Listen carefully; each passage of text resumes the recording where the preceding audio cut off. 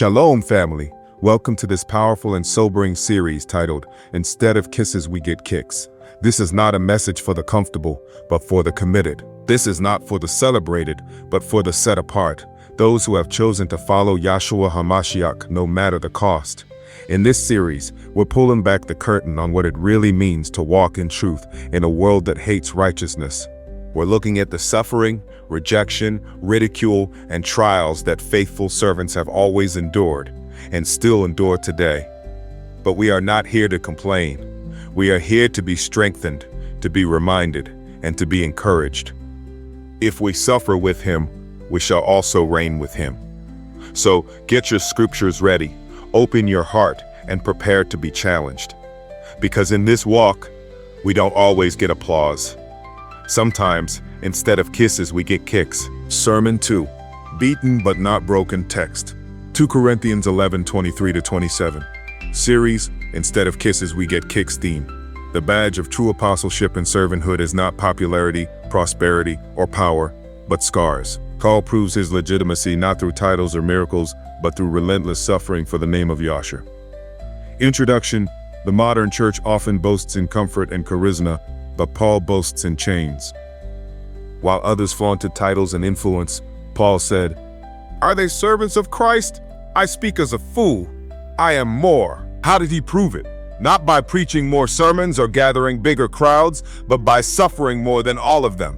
This sermon brings us face to face with the truth that to follow Messiah is to be wounded for him. 1.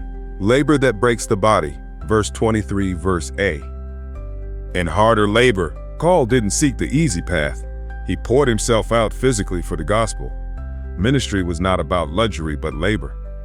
B. In more imprisonments, jailed not once but frequently for preaching truth. While others bragged of favor, Paul bore chains. C. In worse beatings, the deeper the truth he carried, the more violent the opposition. He didn't shrink back, he was beaten forward. D. In danger of death. Walking with Messiah brought him into the valley of death repeatedly, yet each time he was preserved. 2. The scars of the faithful, verses 24-25. A. 5 times I received the 40 lashes minus 1. Verse 24. This was a brutal punishment from fellow Israelites. Pain inflicted not by pagans, but religious people. Proof that persecution often comes from within. B. 3 times I was beaten with rods. Verse 25a. Roman justice was just as brutal. One servant beaten by both systems, Jewish and Gentile, yet he kept going. C. Once I was stoned. Verse 25b. Left for dead. Cloud thought they had finished him, but Yahoo raised him up again. D. 3 times I was shipwrecked. Even nature seemed to turn on him, yet he endured each storm with faith. E. A night and a day I spent in the deep. Imagine drifting alone in the sea, cold, hungry, uncertain, and still he didn't quit. 3. The journey of endurance, verses 26-27. A. In frequent journeys, robbers, countrymen, Gentiles. Every step carried a threat. He was not safe anywhere, but neither was he silent. C. In toil and hardship, the work of ministry was exhausting. There was no ease in this walk, only endurance. D. Through many sleepless nights, ministry cost him rest, comfort, and peace of mind. Still, he did not complain. He continued in joy. E. In hunger and thirst, and cold and exposure. This is the cost that modern Christianity rarely teaches.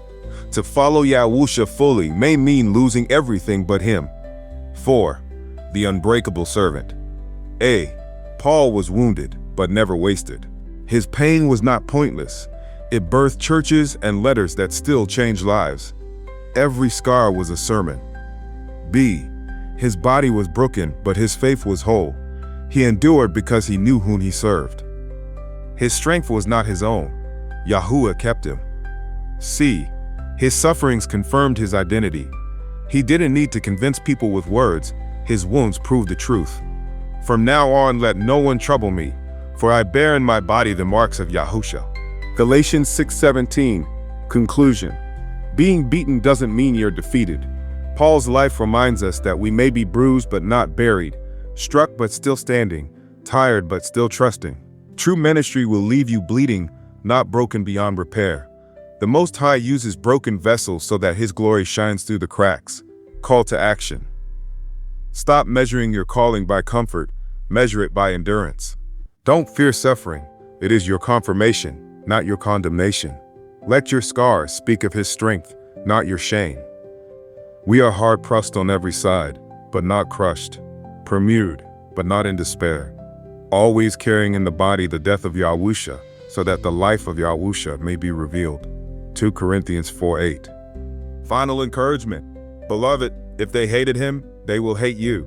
If the prophets were stoned, if the apostles were jailed, if Messiah was rejected, you are in good company when you are kicked around for righteousness' sake. Don't be discouraged by the fire. It's refining you.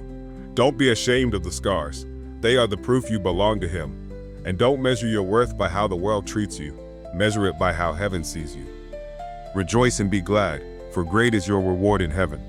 The world may give you betrayal, lies, rejection, and mockery, but Yahweh is giving you strength, honor, and an eternal crown. Stand firm. You were chosen for this. Until next time, remain set apart, endure with joy, and remember, this suffering is not the end, it's the evidence that you belong to the King of Righteousness.